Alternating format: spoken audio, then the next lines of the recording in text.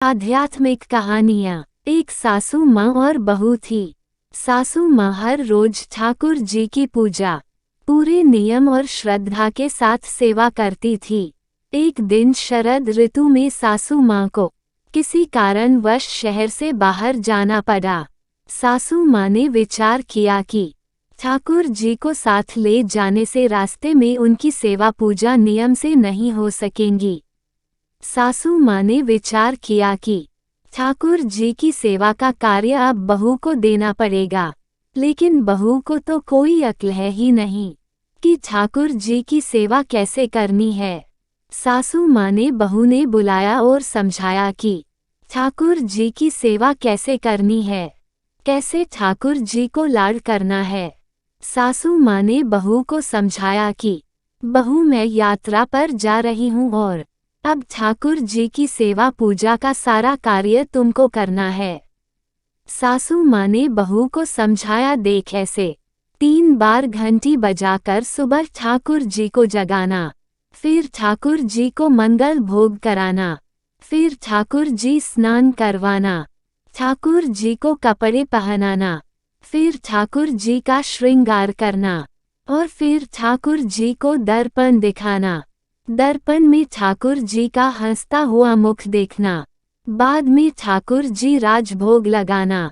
इस तरह सासू माँ बहू को सारे सेवा नियम समझाकर यात्रा पर चली गई। अब बहू ने ठाकुर जी की सेवा कार्य उसी प्रकार शुरू किया जैसा सासू माँ ने समझाया था। ठाकुर जी को जगाया, नहलाया, कपड़े पहनाए, श्रृंगार किया और दर्पण दिखाया।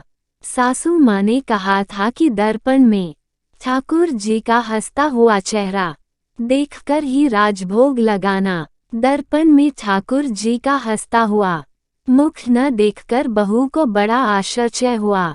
बहू ने विचार किया, शायद मुझसे सेवा में कहीं कोई गलती हो गई है, तभी दर्पण में ठाकुर जी का हंसता हुआ मुख नहीं दिख रहा।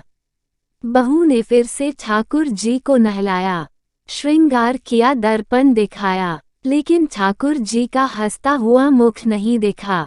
बहू ने फिर विचार किया कि शायद फिर से कुछ गलती हो गई। बहू ने फिर से ठाकुर जी को नहलाया, श्रृंगार किया, दर्पण दिखाया। जब ठाकुर जी का हंसता हुआ मुख नहीं दिखा, बहू ने फिर से ठाकुर जी को नहलाया। ऐसे करते करते बहू ने ठाकुर जी को 12 बार स्नान कराया। हर बार दर्पण दिखाया मगर ठाकुर जी का हंसता हुआ मुख नहीं दिखा। अब बहू ने 13वीं बार फिर से ठाकुर जी को नहलाने की तैयारी की। अब ठाकुर जी ने विचार किया कि जो इसको हंसता हुआ मुख नहीं दिखा तो ये तो आज पूरा दिन नहलाती रहेगी। अब बहू ने ठाकुर जी को नहलाया, कपड़े पहनाए, श्रृंगार किया और दर्पण दिखाया। अब बहू ने जैसे ही ठाकुर जी को दर्पण दिखाया तो ठाकुर जी अपनी मनमोहनी मंद मंद मुस्कान से हंसे। बहू को संतोष हुआ कि अब ठाकुर जी ने मेरी सेवा स्वीकार करी। अब यह रोज का नियम बन गया। ठाकुर जी रोज हंसते, सेवा करते करते अब तो ऐसा हो गया कि बहू जब भी ठाकुर जी के कमरे में जाती, बहू को देखकर ठाकुर जी हंसने लगते। कुछ समय बाद सासू माँ वापस आ गई। सासू माँ ने ठाकुर जी से कहा कि प्रभु क्षमा करना, अगर बहू से आपकी सेवा में कोई कमी रह गई हो तो अब मैं आ गई हूँ, आपकी सेवा पूजा बड़े ध्यान से करूँगी।